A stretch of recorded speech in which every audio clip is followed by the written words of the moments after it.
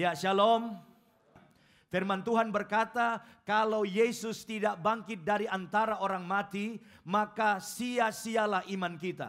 Percuma kita kumpul di tempat ini, percuma kita jadi Kristen, percuma kita percaya kepada Yesus kalau Yesus tidak bangkit dari antara orang mati. Tapi yang benar adalah bahwa Yesus sudah bangkit dari antara orang mati. Yang percaya berikan kemuliaan bagi Tuhan. Saya percaya Yesus yang bangkit ada di tengah-tengah kita. Sanggup merubah hidup kita. Sekali lagi berikan kemuliaan bagi Tuhan. Dan hari ini kita akan mempelajari bersama-sama respon dari murid Yesus. Ketika mereka mendengar berita kebangkitan Yesus. Apa respon dari para murid Yesus? Mari kita membaca bersama-sama di dalam Yohanes pasal yang ke-20. Ayat 24 sampai 25. Yohanes pasal 20 ayat 24 sampai 25. Untuk ayat pendahuluan ini mari kita baca bersama-sama dengan suara yang keras. Apakah setiap saudara siap membaca bersama saya? Mari kita baca. 1, 2, 3. Tetapi Thomas, seorang dari ke-12 murid itu yang disebut Didimus, tidak ada bersama-sama mereka ketika Yesus datang ke situ. 25. Maka kata murid-murid yang lain itu kepadanya, kami telah melihat. Dengan kata lain, murid yang lain bilang, lu nyesel kemarin gak datang. Kemarin dalam ibadah sebelumnya, waktu kami kumpul, Yesus datang. Kami telah melihat Tuhan yang bangkit. Terus apa reaksi Thomas? Tetapi Thomas berkata kepada mereka, sebelum aku melihat bekas paku pada tangannya, dan sebelum aku mencucukkan jariku ke dalam bekas paku itu, dan mencucukkan tanganku ke dalam lambungnya, sekali-kali aku tidak akan percaya. Ya, berhenti dulu sampai di sini. Jadi saudara-saudara, apa reaksi murid Yesus yang namanya siapa tadi? Thomas. Waktu Thomas mendengar berita kebangkitan Yesus, berita Paskah. Murid-murid berkata, kamu nyesel loh kemarin gak datang. Waktu kemarin kami kumpul, kamu gak hadir. Yesus bangkit. Yesus datang di tengah-tengah kami. Dan kami sudah melihat dia. Tetapi apa reaksi Thomas, saudara? Mungkin kalau zaman sekarang, saudara dalam posisi Thomas pun pasti sulit untuk percaya. Karena ini berita yang sangat besar. Yesus mati bangkit. Thomas tidak percaya bahwa Yesus bangkit. Karena dia belum melihat dengan mata kepalanya sendiri. Thomas berkata, kalau aku belum lihat dengan mata kepalaku sendiri. Aku belum mencucukkan jariku di tangan yang ada bekas paku. Lambung yang ada bekas tombak. Aku tidak akan percaya. Nah, dalam anugerah Tuhan Yesus yang luar biasa, Yesus tidak marah. Walaupun Thomas responnya, reaksinya tidak percaya berita kebangkitannya. Dalam anugerahnya, Yesus sekali lagi menyatakan kebangkitannya kepada para murid. Khususnya untuk siapa, saudara? Untuk Thomas. Mari kita lanjutkan pembacaan kita. Yohanes pasal 20 ayat 26 sampai 29. Dikatakan begini. 8 hari kemudian, murid-murid Yesus berada kembali dalam rumah itu. Dan apa, saudara? Thomas bersama-sama dengan mereka. Sementara pintu-pintu terkunci, Yesus datang. Dan ia berdiri di tengah-tengah mereka dan berkata, damai sejahtera bagi kamu. Wah, kaget. Yesus muncul tiba-tiba. Kemudian Yesus berkata kepada Thomas. Yesus khusus bilang sama Thomas, taruhlah jarimu di sini. Dan lihatlah tanganku. Ulurkanlah tanganmu dan cucukkan ke dalam lambungku. Dan jangan engkau tidak percaya lagi, melainkan percayalah. Thomas menjawab dia, ini kebaikan Thomas. Walaupun dia tadinya gak percaya, tapi begitu dia percaya, dia gak pernah separuh-separuh. Thomas menjawab dia, dikatakan apa di situ? Ya Tuhanku dan Allahku. Ya Tuhanku itu diterjemahkan dari kata kurios, artinya ya Tuhan, engkau penguasa hidupku. engkau pemilik hidupku, engkau Allahku. Ayat 29. Kata Yesus kepadanya, karena engkau telah melihat aku, maka engkau percaya. Berbahagialah mereka yang tidak melihat namun percaya. Ya, berhenti sampai di sini. Saudara-saudara, apa kebaikan dari Thomas? Saya katakan tadi, begitu dia percaya, dia nggak pernah separuh-separuh. Saya harap jemaat NDC pada pagi ini adalah orang yang juga seperti Thomas. Begitu saudara percaya, saudara tidak separuh-separuh percaya Yesus. Yang setuju katakan amin. Kita akan berkata seperti Thomas, ya Tuhanku, Kuriosku, pemilik hidupku, ya Allahku. Saudara, dan itu terbukti, Thomas akhirnya mati syahid bagi Yesus. Tradisi gereja mencatat bahwa Thomas sesudah peristiwa ini, dia menyerahkan hidupnya kepada Yesus. Dia menjadi penginjil, dia memberitakan Yesus yang bangkit sampai ke India. Waktu Thomas menginjil di India, Thomas ditangkap karena memberitakan Injil. Dan kemudian Thomas dieksekusi mati dengan cara apa saudaraku? Ditombak dari bawah, tombak terus ke atas, ngelewatin perutnya, lewat leher, lewat kepala, dan ujung tombak nongol di atas kepalanya. Thomas mati syahid karena memberitakan Injil. Dia menyerahkan seluruh hidupnya. Begitu dia percaya, dia gak separuh-separuh. Dia percaya dan menyerahkan seluruh hidupnya kepada Yesus. Saya harap setiap jemaat NDC responnya begitu percaya adalah apa saudara? Menyerahkan seluruh hidup kita kepada Tuhan Yesus. Hari ini kita juga belajar dari kisah ini saudaraku. Dan ini saya harap menjadi respon kita. Kita lagi belajar tentang respon hari ini. Ya, kita harus merespon dengan percaya. Setiap firman Tuhan yang kita dengar, sekalipun itu terlihat mustahil dan belum kita lihat. Yang setuju katakan amin. Jemaat NDC yang hadir pagi ini, saya ingin mengatakan saudara dengar firman Tuhan yang mungkin gak masuk akal. Tapi kalau Alkitab yang mengatakannya, maka respon kita katakan aku percaya. Walau gak masuk akal aku percaya. Walau aku belum pernah lihat aku percaya. Yang setuju dengan saya katakan amin. Sebab nanti saudara akan melihat bahwa ternyata di Alkitab ini ada banyak hal yang gak masuk akal. Dan sekarang sedang bergerak satu ajaran berusaha membuat Alkitab masuk akal. Contoh, Yesus memberi makan 5.000 orang laki-laki saja dengan 5 roti dan apa? Saya mau tanya, masuk akal gak? Nah masuk akal. Sekarang ada gerakan bikin masuk akal. Caranya gimana? Sebetulnya bukan 5 roti katanya dan bukan 2 ikan.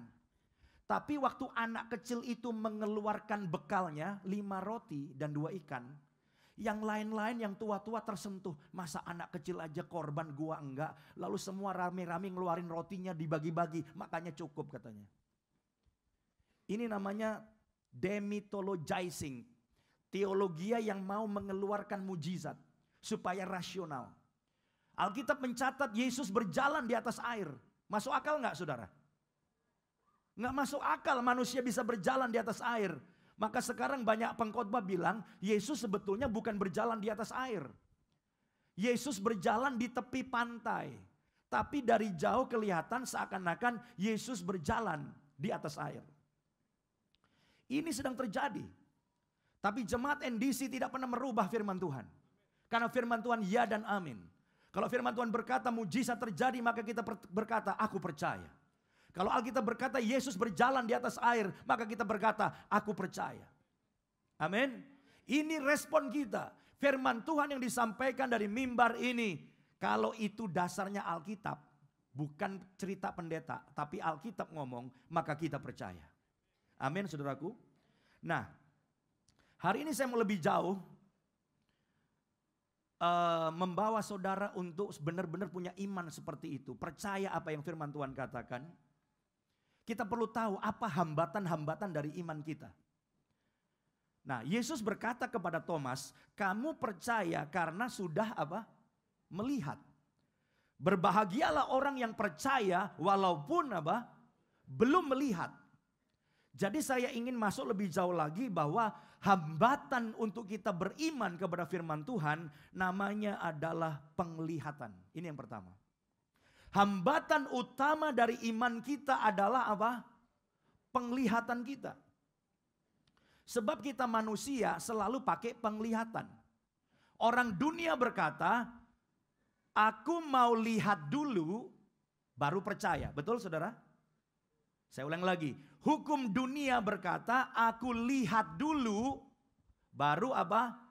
Percaya. Kalau saudara beli rumah, saya mau tanya, mau nggak bayar lunas? Rumahnya belum lihat. Mau nggak? Nggak mau. Kita akan pergi ke rumah yang akan kita beli, kita lihat dulu dong. Kita cek situasinya, kondisinya rumah seperti apa. Kalau kita sudah lihat, lalu kita apa? Percaya. Lalu kita apa? Bayar. Hukum dunia, lihat dulu baru percaya. Tapi hukum rohani justru kebalikannya. Hukum rohani, saudara harus percaya dulu, baru melihat. Amin saudaraku. Coba kita lihat Alkitab. Yohanes 11 ayat 40. Ini Yesus sendiri yang bilang. Yohanes pasal 11 ayat 40, perhatikan saya akan bacakan. Jawab Yesus, bukankah sudah kukatakan kepadamu, jikalau engkau percaya, engkau akan melihat kemuliaan Allah. Saya mau tanya, mana duluan?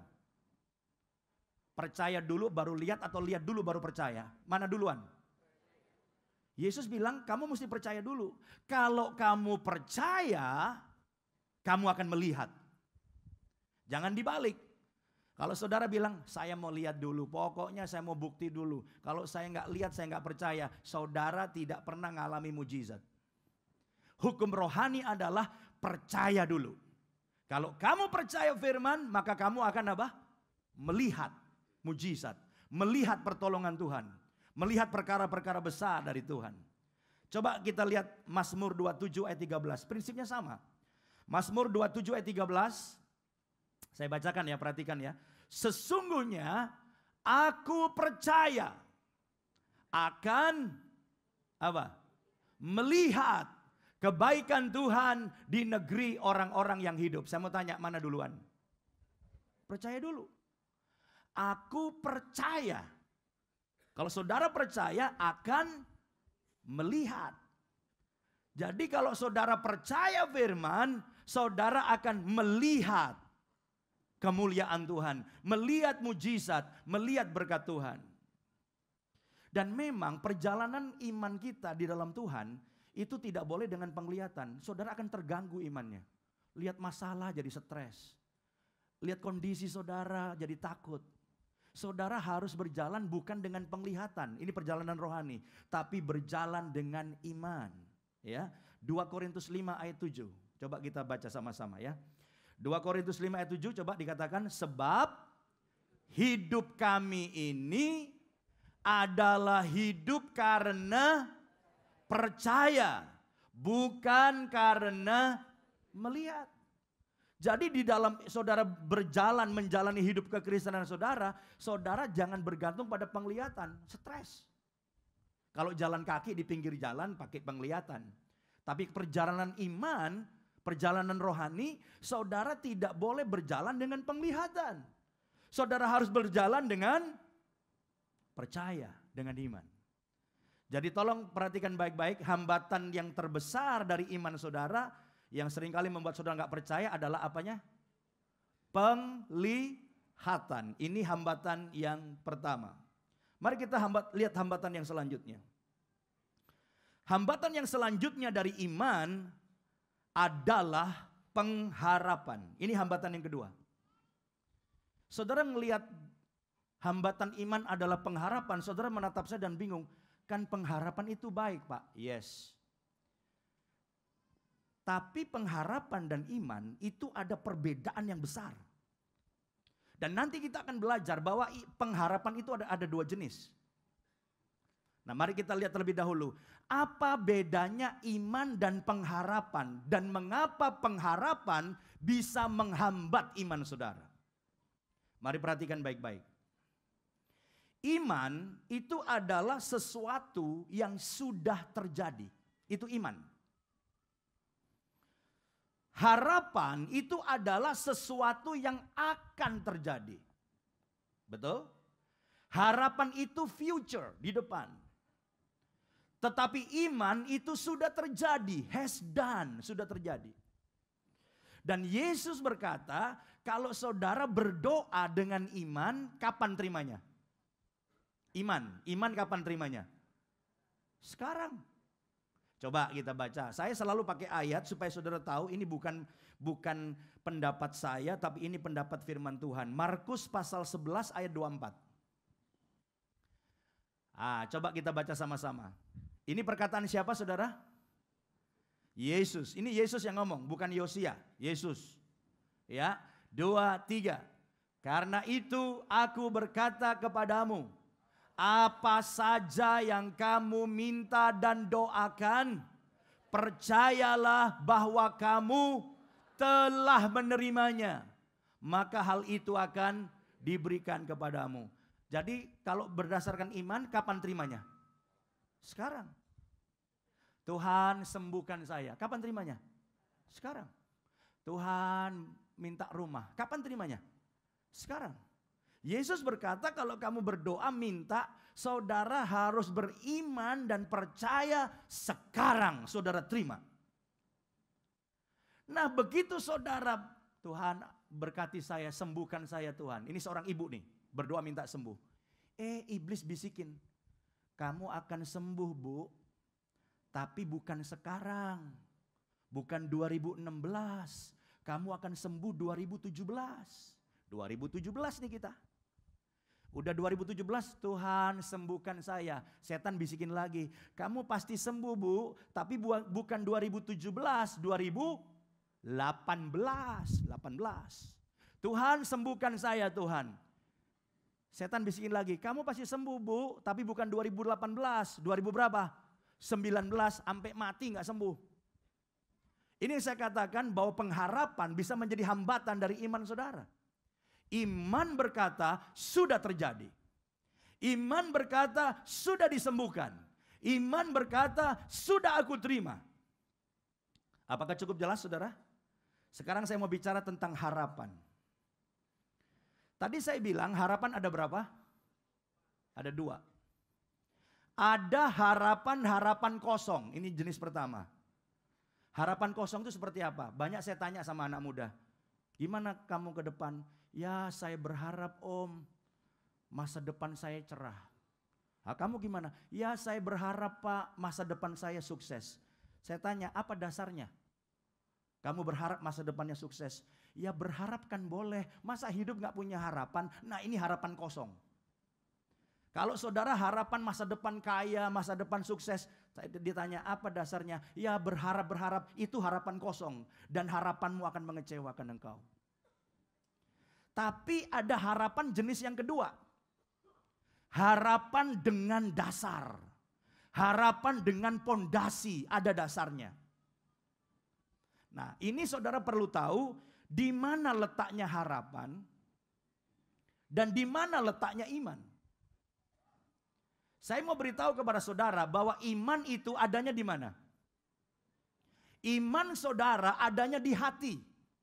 Katakan sama-sama, iman ada di hati. Kok tahu Pak iman ada di hati? Ada ayatnya, cuma saudara bacanya nggak teliti. Coba baca ayatnya. Roma pasal 10 ayat 10. Roma pasal 10 ayat 10 ini menjelaskan di mana letaknya iman saudara.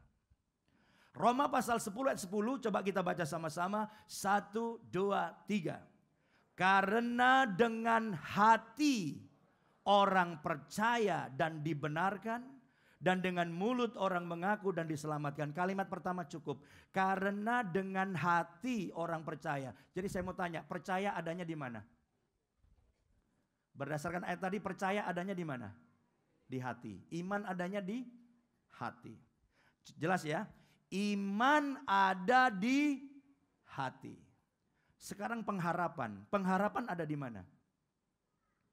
Pengharapan bukan di hati. Walaupun saudara banyak orang mendengar hati saya penuh harapan, itu salah. Sebab pengharapan lokasinya bukan di hati. 1 Tesalonika 5 ayat 8. Coba kita baca. 1 Tesalonika 5 ayat 8 sama-sama. Tetapi kita yang adalah orang-orang siang, baiklah kita sadar, berbaju sirahkan iman dan kasih. Saya mau tanya, baju sirah ada di mana? Di sini. Baju sirah ini lokasinya melindungi jantung, hati. Di dalam hati saudara itu ada baju sirah apa tadi? Iman dan kasih. Iman saudara adanya di mana? Di hati. Satu lagi yang ada di hati yaitu apa? Kasih. Kalau orang jatuh cinta pasti dia gambar apa? Hati. Karena apa? Karena lokasinya cinta ada di hati. Lokasinya kasih ada di hati. Jadi di hati saudara ada dua. Ada iman dan ada apa? Kasih. Sekarang pengharapan ada di mana? Dan apa saudara? Berketopongkan pengharapan keselamatan. Saya mau tanya, ketopong melindungi daerah mana? Kepala. Di kepala saudara ada apa? Ada otak, ya ada otak. Otak buat apa? Mikir. Saya ingin beritahu, harapan adanya di mana? Di pikiran. Jadi saudara punya harapan entar kaya, punya pasangan hidup yang cantik atau ganteng, entar jadi direktur, itu kan harapan. Itu adanya di pikiran. Lah kalau harapan saudara itu hanya angan-angan, gak ada dasar, itu gak akan terjadi. Tapi kalau harapan yang di pikiran itu ada dasarnya di sini di hati. Dasarnya apa saudara? Iman. Harapan di pikiran harus punya dasar. Dan dasarnya ada di mana? Ada di hati. Di hati ada apa tadi? Iman. Itu terjadi. Kalau saya tanya, kenapa kamu yakin masa depannya pasti sukses? Pengharapan kamu masa depan sukses apa dasarnya? Iman om. Iman pak. Firman Tuhan ngomong tuh. Ya iman pada firman. Aku punya rancangan untuk masa depanmu. Bukan rancangan kecelakaan. Tapi hari depan yang penuh harapan. Jadi harapanmu di sini ada pondasinya. Apakah bisa nangkap saudara? Pondasinya namanya iman. Iman kepada janji Tuhan. Makanya sekarang kalau saya tunjukin ayatnya saudara akan lebih nangkep. Ibrani 11 ayat 1. Lebih nangkep sekarang ayat ini. Coba. Perhatikan. Iman adalah apa? Dasar. Iman itu adalah dasar dari segala sesuatu yang kita harapkan. Harapan saudara di sini bukan harapan kosong. Ada dasarnya. Ada dasarnya yaitu apa? Iman. Iman kepada apa? Janji Tuhan. Saya berharap setiap jemaat di sini, saudara punya harapan ke depan. Tapi harapanmu bukan harapan kosong. Harapan saudara ada dasarnya, ada fondasinya. Yaitu iman. Iman kepada janji Tuhan.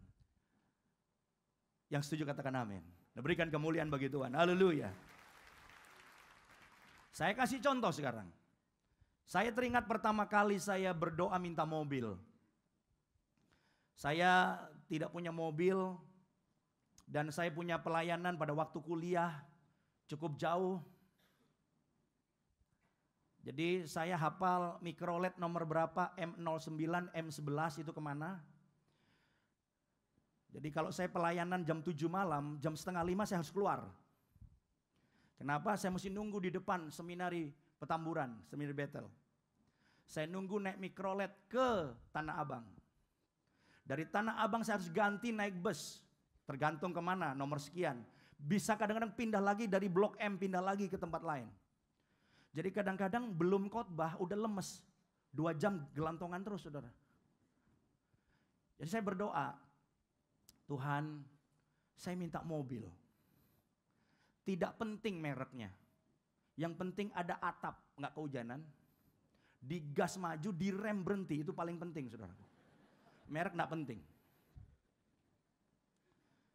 Saya masih ingat tidur tuh kalau satu kamar saudara ya, itu zaman saya mulai mendoakan mobil, karena cukup lama saya berdoa untuk mobil, itu satu kamar bisa 24 orang waktu di asrama. Jadi saya tidur ada orang Jawa, ada orang Ambon, orang Papua, jadi satu di situ. Dan saya satu malam saya berdoa, Tuhan saya minta mobil. Karena berdekatan, jadi saya doa pelan-pelan, teman saya dengar.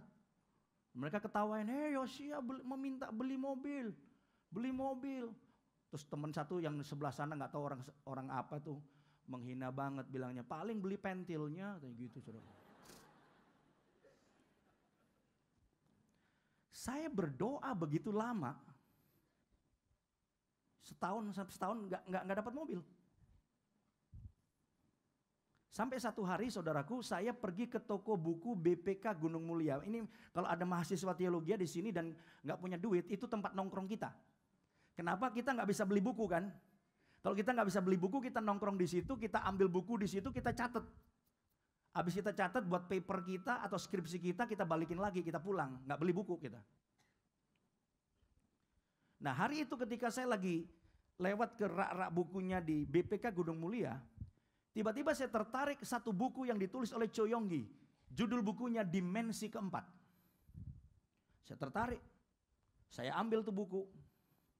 Waktu saya baca-baca, Cho Yonggi lagi minta mobil di buku itu. Wah, mirip saya nih. Saya baca terus. Ternyata Cho Yonggi berkata, seperti ayat yang tadi saya sebutkan, kalau kamu berdoa, minta, percayalah kamu apa? Sudah menerima. Jadi terima dengan iman. Jadi Cho Yonggi dalam bukunya berkata, aku terima dengan iman. Tiap orang datang, saya udah dapat mobil. Saya dapat mobil. Teman-temannya tanya, mobil lu mana? Tuh di depan. Teman-teman Cho Yonggi lihat ke depan. Tiap orang lihat ke depan, bingung kok nggak ada mobil. Lah mereka datang lagi dan tanya sama Cho Yonggi, mobilnya mana?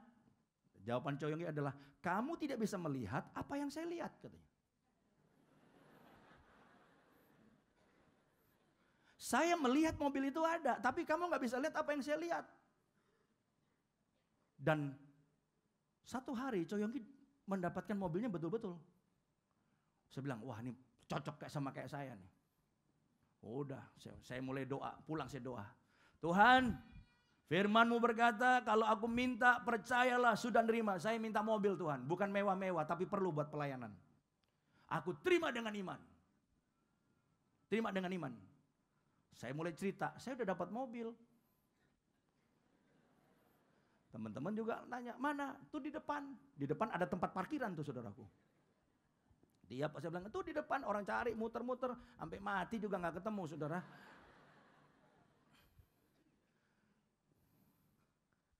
Terus mana mobil kamu? Mungkin orang anggap saya rada gila kali ya. Saking pengennya mobil gitu. Mana mobil kamu? Saya jawab, Sri Cho Yonggi menjawab, kamu tidak bisa melihat yang saya lihat. Mana itu? Mana itu? Kamu gak bisa lihat, saya bisa lihat. Satu hari, udah cukup lama saudaraku ya, saya diundang khotbah di satu tempat. Begitu saya datang, saya juga kaget, ternyata itu showroom. Dan entah kenapa sejak saya berdoa minta mobil, kalau saya dekat sama banyak mobil agak sensitif saya saudara. Jadi hari saya bisa khotbah dengan semangat sekali, dengan luar biasa. Nah selesai khotbah, saya kan mau pulang. Terus pengurusnya bilang, Pak jangan pulang dulu. Wah ada apa nih, saya bergemeter juga kan ya. Ada apa? Ini pengurusnya berunding di kamar, berapa orang gitu. Saya tunggu sambil berdoa. Terus keluar, pengurusnya tanya, Pak Yosia coba lihat nih banyak mobil nih, mana mobil yang bagus? Wah ini perintah yang tidak jelas ya. Mana mobil yang bagus? Ntar saya pilih mobil yang paling bagus, ternyata suruh beli, malu gak punya duit. Saya pilih yang rada kurang bagus, ternyata suruh bawa pulang, rugi saya dapat yang kurang bagus.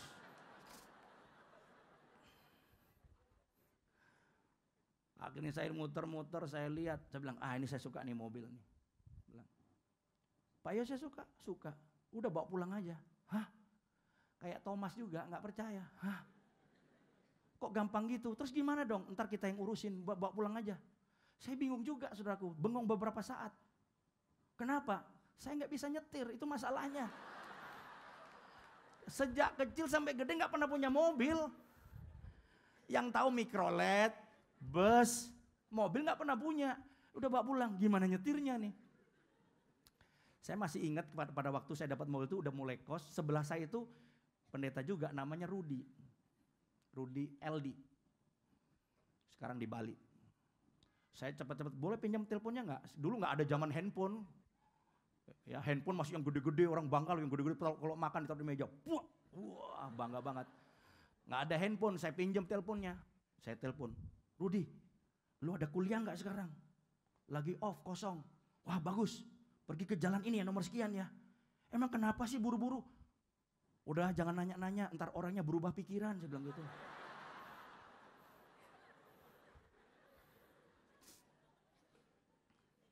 Saya masih ingat tuh saudara, teman saya yang nyetir bawa keluar mobil itu dan diparkir di depan, di situ ada parkiran di seminari Betel Petamburan. Selama beberapa hari banyak orang lihat-lihat gitu, ini mobil siapa sih? Yosia mana? Dosen baru? Bukan, tuh mahasiswa tuh, yang sering nunggak itu.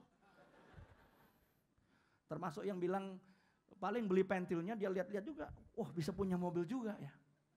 Nah mari saya perhatikan gini prosesnya. Pada waktu saya berdoa minta mobil, kapan terimanya?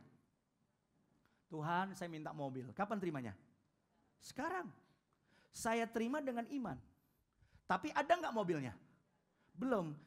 Dalam waktu yang terbaik menurut Tuhan, saya dapat mobilnya, betul? Antara terima dengan iman, sampai mobil itu benar-benar saya miliki, ada jangka waktu nggak? Ada jangka waktu. Nah, dari terima dengan iman sampai jadi kenyataan, saya berjalan dengan apa? Harapan. Tapi harapan saya bukan harapan kosong. Harapan saya punya pondasi, punya dasar. Apa dasarnya? Iman. Saya sudah terima. Saya sudah terima. Dengan iman saya sudah terima. Tapi perlu waktu untuk menjadi kenyataan. Ini namanya harapan. Tapi kalau ditanya, kenapa kamu yakin punya mobil? Sebab saya beriman pada janji Tuhan. Saya sudah terima dengan iman. Jadi ada pondasinya. Bukan saya berharap, saya kaya. Apa dasarnya? Ya berharap aja Pak. Iman adalah dasar dari segala sesuatu yang kita harapkan. Hari ini berdoa dan terimalah mujizat Tuhan. Hari ini terimalah berkat Tuhan. Tutup matamu, berdoa, minta dan katakan aku terima dengan iman. Kapan?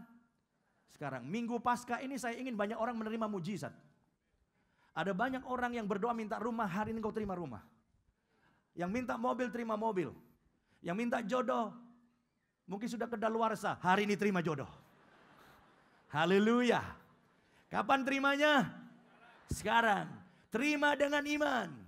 Kapan terima benerannya? Itu tergantung waktunya Tuhan.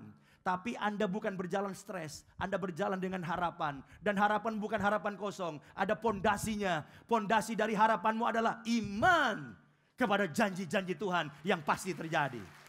Haleluya.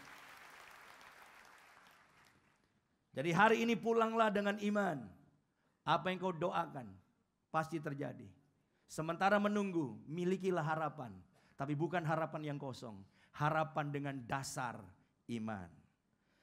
Hambatan yang terakhir, saya hanya bicara 3 hambatan pada pagi ini. Hambatan iman adalah perasaan. Perasaan seringkali menjadi hambatan dari iman saudara. Mengapa? Sebab perasaan mudah berubah. Tergantung mood, itu perasaan. Tetapi iman itu stabil. Mengapa iman stabil? Karena iman itu dasarnya adalah firman Tuhan. Yang Alkitab berkata langit dan bumi akan lenyap. Tapi firman Tuhan tinggal tetap untuk selama-lamanya. Semua bisa berubah, pemerintahan berubah, presiden berubah, menteri berubah. Tapi firman Tuhan tidak pernah berubah.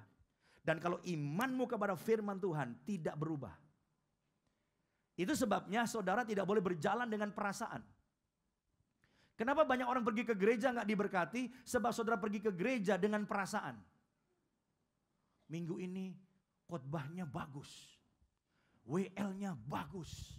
Musiknya bagus. Saudara berkata, saya percaya minggu ini ada Tuhan di tengah kita. Minggu depan WL-nya jelek. Musiknya jelek. Khotbahnya saudara gak ngerti. Dan saudara berkata, kayaknya minggu ini gak ada Tuhan. Mengapa saudara minggu lalu berkata Tuhan ada, minggu kemudian Tuhan gak ada? Karena saudara pergi ke gereja berjalan dengan perasaan. Dan perasaan itu sangat berubah, gampang berubah. Kalau saudara merasa di jamaah Tuhan, kayaknya Tuhan hadir. Tapi kalau saudara merasa kering ibadahnya, nggak rasa diberkati, atau saudara merasa saudara nggak suka dengan khotbahnya, saudara merasa Tuhan tidak ada. Tapi iman berkata, apapun perasaan saudara, Alkitab berjanji, 2-3 orang berkumpul dalam namaku, aku ada di antaramu. Tuhan Yesus yang hidup, yang bangkit ada di tengah kita. Yang percaya berikan kemuliaan bagi Tuhan. Haleluya. Tuhan Yesus yang hidup ada di tempat ini, apapun perasaan saudara. Saudara mungkin gak suka dengan pujiannya. Saudara gak suka dengan khotbahnya. Saudara gak suka dengan suasananya. Apapun perasaan saudara, iman berkata, Yesus ada di tengah kita. Mengapa? Imanmu dasarnya firman Tuhan. Amin. Kadang-kadang kita doa kering. Tapi kadang-kadang kita doa rasanya, aduh, rasanya Tuhan dekat, pengen kita peluk Tuhan ya. Tuhan kok begitu dekat. Saya mau tanya, ketika saudara doa rasa kering, Tuhan dengar nggak?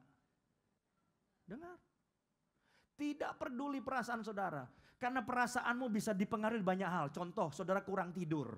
Saudara kalau kurang tidur, doa rasanya kurang enak loh. Kecapean, udah malam mau tidur, aduh rasanya kok nggak nyetrum ya. Biasanya baru bilang, Yesus nyetrum. Sekarang Yesus mentok plafon turun lagi. Yesus mentok plafon turun lagi. Kok rasanya nggak tembus ya? Saya mau tanya, saudara berjalan dengan perasaan atau iman? Kalau iman, apapun perasaan saudara, Alkitab berkata, berserulah kepadaku pada waktu kesesakan, aku mendengarkan engkau, aku meluputkan engkau, dan engkau akan memuliakan namaku. Berikan kemuliaan bagi Tuhan. Apapun perasaan saudara. Amin. Kadang-kadang orang berdasarkan bulu kuduk. Kayaknya Tuhan hadir nih. Baru nyanyi haleluya. Bulu kuduk berdiri. Tuhan hadir nih, Tuhan hadir. Satu saat nyanyi haleluya. Kok gak berdiri bulu kuduk? Tuhan gak hadir. Kalau mau bulu kuduk berdiri, lewat aja kuburan. Berdiri pasti. Kalau saudara mengandalkan bulu kuduk untuk menjadi tanda Tuhan hadir apa enggak, setan lewat juga saudara berdiri bulu kuduk. Apapun perasaan saudara, imanmu berkata, hari ini Tuhan ada di tengah kita. Yang datang ke tempat ini menyembah Tuhan, tidak ada yang pulang dengan sia-sia. Semua pasti dilawat Tuhan. Semua pasti diberkati Tuhan. Kuasa kebangkitan Kristus akan membangkitkan kita. Amin, saudara. Saudara siap menerima berkat dari Tuhan? Saudara siap menerima kuasa kebangkitan Kristus? Saudara siap untuk menyembah Tuhan? Siapa yang punya permohonan khusus hari ini? Lambaikan tangan saudara, yang minta sesuatu. Saya ingin saudara minta dan kapan terimanya. Sekarang catat tanggalnya, hari ini kau terima berkat Tuhan. Engkau terima kesembuhan, engkau terima mujizat. Engkau terima jalan keluar, amin. Engkau terima jodoh dari Tuhan. Engkau dapat pekerjaan dari Tuhan. Haleluya.